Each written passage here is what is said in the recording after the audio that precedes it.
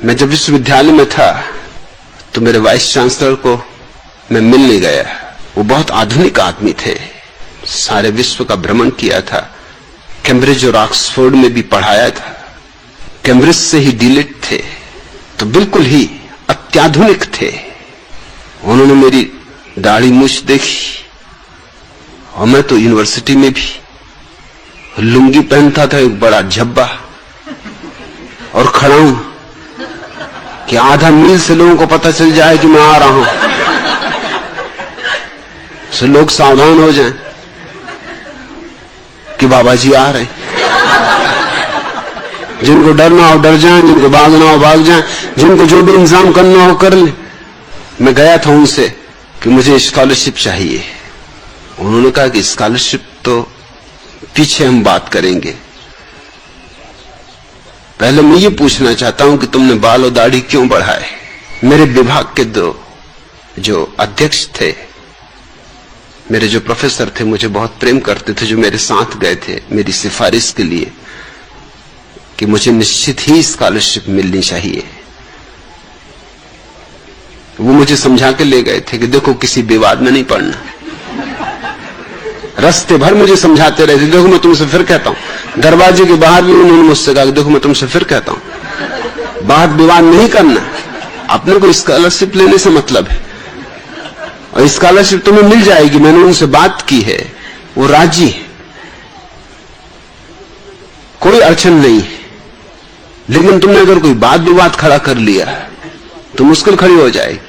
तुम जैसे मुझसे बात विवाद करते हो उनसे मत करना। मैं सुनता रहा, मैंने कहा कि जब उनसे नहीं करना तो तुमसे भी नहीं कर रहा हूं।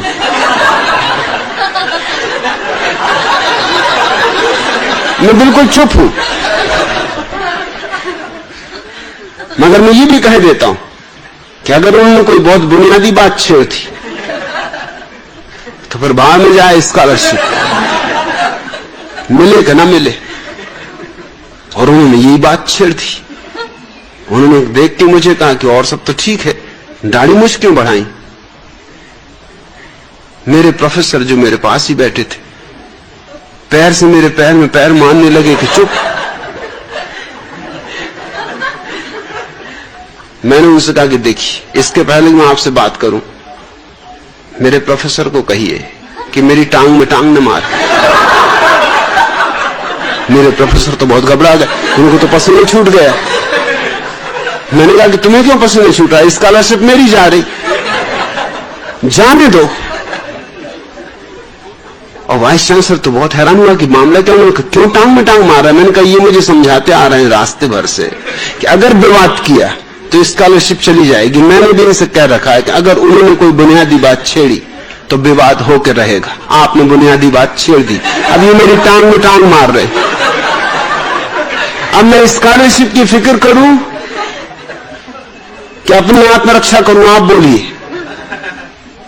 उन्होंने कहा तुम फिक्र छोड़ो, विवाद कर सकते हो, स्कॉलरशिप कहीं नहीं जाएगी। मैंने कहा स्कॉलरशिप का मामला पहले निपटा दीजिए, ताकि ये नहीं तो ये मेरी टांग में टांग मारेंगे।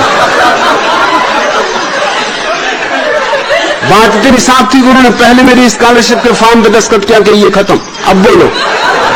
मैंने कहा मैं तुमसे ये पूछता हूं कि आपने बाल और दाढ़ी कटाए हैं या मैंने बढ़ाए।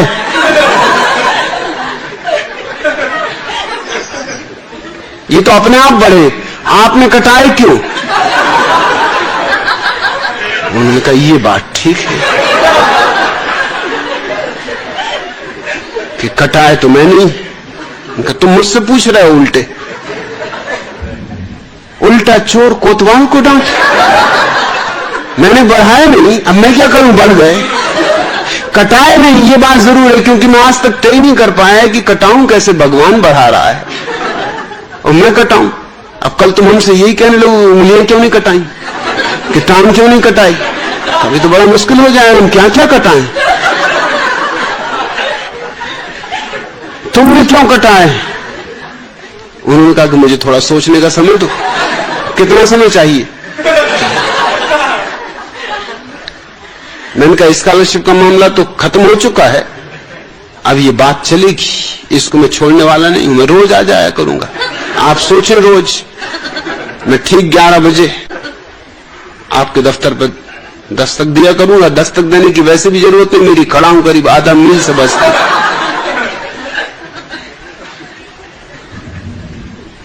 मैं रोज वहां जाने लगा। वो मुझे देखते ही से कहते कि भाई अभी नहीं सोच पाया।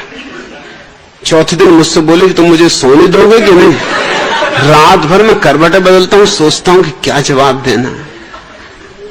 कटाए तो मैं नहीं है, ये बात तो सच है, कसूर मेरा ही है, जो कुछ भी भूल चूक है मेरी, पूछा भी मैं नहीं।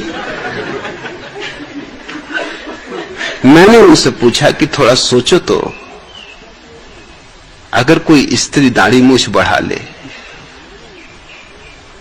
तो उसको तुम क्या कहोगे?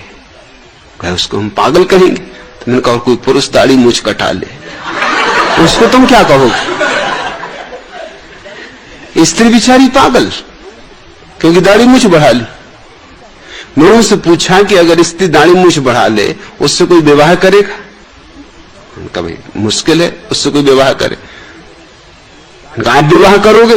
मैं तो कभी नहीं करूंगा, दाढ़ी मूछ वाली स्त्री से कौन विवाह करे? तो मैंने कहा कि और जिस स्त्री ने आपसे विवाह किया है उसे चुल्लू भर पानी में डूब के मर जाना चाहिए। उसने दाढ़ी मूछ रहित पुरुष से विवाह कर लिया। ये क्या अन्याय है, ये कैसा मापदंड है? दोहरे मापदंड चल रहे हैं।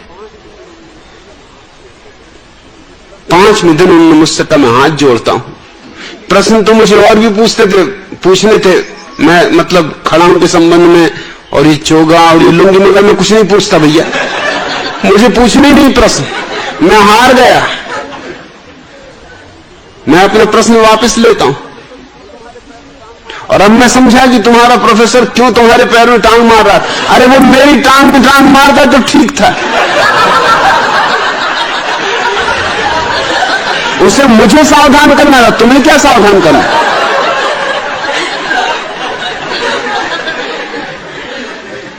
फिर 2 साल मेरे उनसे संबंध रहा, उन्होंने कभी कोई प्रश्न नहीं उठाया, इस तरह का कोई प्रश्न नहीं। चाहे मैं वो देख भी ले कि मैं कुछ ठीक नहीं कर रहा हूं जो कि यूनिवर्सिटी के स्नातक को करना चाहिए, मगर अगर मैं ऊंट पे भी सवार होकर पहुंच जाता तो भी मुझसे नहीं पूछ सकते थे तो ऊंट पे सवार क्यों, क्योंकि पता नहीं इसमें से क्या मामला निकले, फिर पीछे झंझट खड़ी है।